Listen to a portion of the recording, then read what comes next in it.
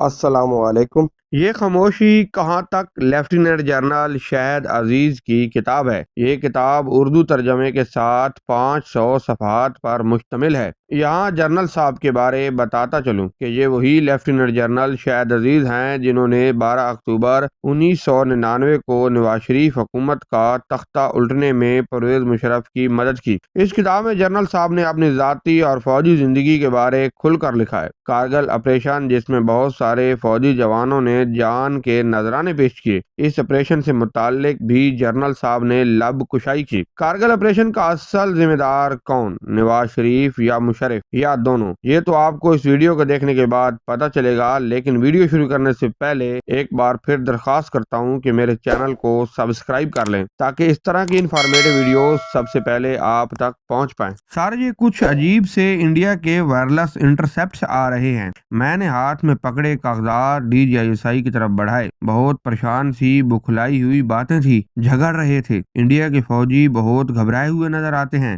میں نے کہا، لگتا ہے ہماری فوج نے کارگل کے علاقے میں کوئی بڑی کارروائی کی ہے۔ انہوں نے ہاتھ کا اشارہ کیا کہ کاغذات اپنے ہی پاس رکھوں اور کہا، بیٹھیں۔ لیفٹیننٹ جنرل ضیاء الدین، جنہوں نے جنرل رانا کے بعد ISI کو سنبھالا، نہایت بااخلاق اور مہذب انسان تھے۔ ہر ایک کی عزت کرتے، جب دفتر میں جاتا کھڑے ہو کر ملتے، ہمیشہ مسکرا کر بات کرتے۔ ایک دن پہلے بھی کچھ مشکوک سے انٹرسپٹس آئے تھے تو میں نے کہا، اس علاقے پر فوکس رکھیں۔ سوچا دیکھوں کیا یہ کوئی مشق ہو رہی ہے یا معاملہ کچھ اور ہے، مگر آج کے انٹرسپٹ سے تو لگتا تھا جیسے 10 کور نے کوئی جارحانہ کارروائی کی ہے۔ میں بیٹھ گیا تو انہوں نے بتایا، ہماری فوج کارگل کے بڑے خالی علاقوں پر قبضہ کر چکی ہے۔ شاید 3 یا 4 مئی سن 99 کا دن تھا۔ دوسرے دن ملٹری آپریشن میں ہمیں بریفنگ کے لیے بلا لیا گیا۔ CGS لیفٹیننٹ جنرل عزیز خان سمیت GHQ کے لیفٹیننٹ جنرل بھی موجود تھے۔ بریفنگ میجر جنرل توقیر ضیاء DGMO نے دی، جس میں بتایا گیا کہ ہماری فوج کی ناردرن لائٹ انفنٹری اور ریگولر فوج کی یونٹوں نے کارگل کے علاقے میں وہ پہاڑی چوٹیاں قبضے میں کر لی ہیں جو خالی پڑی تھیں۔ ان میں سے کچھ پر تو ہندوستان کی فوج گرمیوں میں رہتی تھی اور سردیوں میں چھوڑ جاتی تھی، باقی ویسے ہی خالی پڑی تھیں۔ اب ان جگہوں سے ہماری فوج کافی آگے تک جا چکی ہے اور دراس کارگل روڈ پر ہمارے چھوٹے ہتھیاروں کا فائر گرتا ہے۔ راستہ بند ہو چکا ہے۔ اب سیاچن سیکٹر کی سپلائی لائن کٹ چکی ہے اور سردیوں کے لیے ڈمپنگ مکمل نہیں ہو سکے گی۔ انہیں سیاچن چھوڑنا پڑے گا۔ بعد میں پتہ چلا یہ تجزیہ MO کا نہیں بلکہ جوائنٹ سٹاف ہیڈ کوارٹر کا تھا۔ اگلے دن کارگل کی خبر اخباروں میں آ گئی۔ جنرل مشرف نے اپنی کتاب میں جو کارگل کی تاریخ رقم کی ہے، اس میں چند باتوں کی درستگی کرنا چاہوں گا۔ یہ ہماری تاریخ ہے اور قوم کے نوجوانوں کے خون سے لکھی گئی ہے۔ میں سمجھتا ہوں کہ اگر حقیقت نہ بیان کی گئی تو ان کا لہو رائگاں جائے گا۔ کل پھر یوں ہی سپاہیوں کی قطاریں اندھی آنکھوں سے آگ میں جھونک دی جائیں گی اور ہم پھر سے اس کا جشن منائیں گے،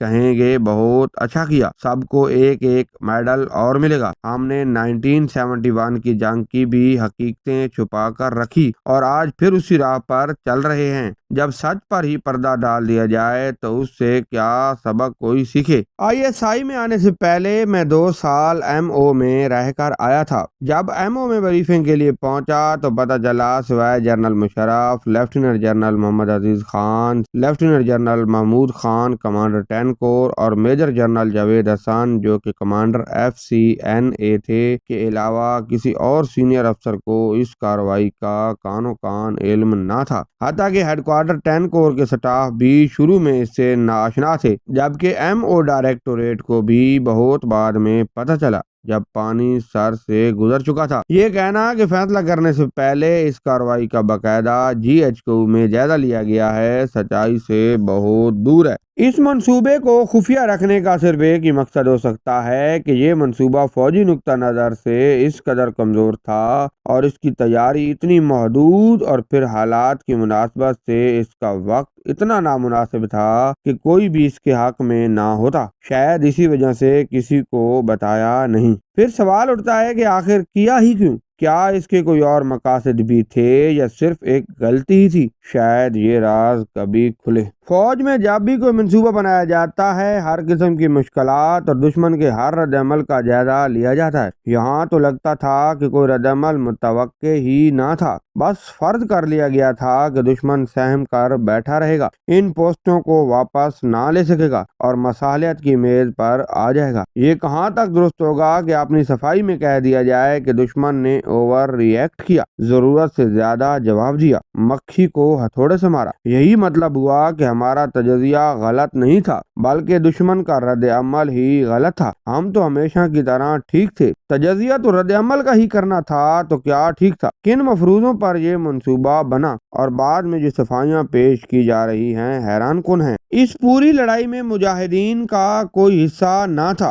جب پہلی مرتبہ ملٹری آپریشن میں بریفنگ کے لیے گیا تو جنرل توقیر ضیاء DGMO نے بتایا کہ یہ ظاہر کرنے کے لیے کہ فوج اس کارروائی میں شامل نہیں، ٹیپ پر ریکارڈ کیے ہوئے پشتو میں پیغامات وائرلیس پر شروع دن سے چلائے جا رہے تھے تاکہ یہ تصور قائم ہو کہ یہ سب کام مجاہدین نے ہی کیے ہیں۔ یہ سن کر میں بڑا حیران ہوا اور میں نے سوال کیا، اس کا کیا فائدہ؟ کیونکہ ہماری اتنی بڑی فوج دشمن کے علاقے میں گھسی بیٹھی ہے، وہ ہم سے لڑیں گے، کچھ ہمارا سامان بھی ان کے قبضے میں آئے گا اور کچھ قیدی بھی، کچھ شہیدوں کے جسم بھی۔ کسی بھی جنگ میں اس طرح کی بات چھپائی نہیں جا سکتی۔ اس پر جنرل عزیز بھی ناراض ہوئے اور کچھ بحث بھی ہوئی۔ پھر DGMO نے مجھے بیٹھنے کا اشارہ کیا اور کہا، آپ ٹھیک کہہ رہے ہیں مگر ہوا ایسے ہی ہے۔ میں نہیں سمجھتا کہ ISI کو کارگل میں فوج کی کارروائیوں کی خبر نہ تھی، کیونکہ ان کے نمائندے ہر جگہ موجود ہوتے ہیں۔ اتنے بڑے پیمانے پر فوج کی نقل و حرکت، توپوں کو نئے علاقوں میں لے جانا، ان کا ایمونیشن جگہ جگہ پہنچانا چھپ نہیں سکتا۔ صرف گاڑیوں ہی کی حرکت بات سمجھنے کو کافی ہوگی۔